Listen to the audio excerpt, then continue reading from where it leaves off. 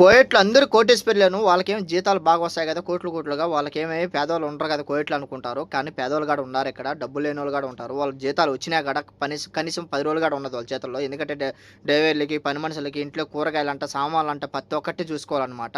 అలాగని జెప్పి అప్పు అడగరు. కూతుర్లైనా, కొడుకులైనా తీసుకుని గూడా ఎంటనే వాళ్ళ జీతాలు వస్తేనే ఇచ్చేస్తారనమాట. అదే పరిస్థితి మా ఇంట్లో అయితే చూడండి. మా మేడంకి జీతం వచ్చింది. కనీసం ఒక 10 రోజులు గూడా ఉండదు మా ఇంట్లో డబ్బులు మా మేడం కాడ.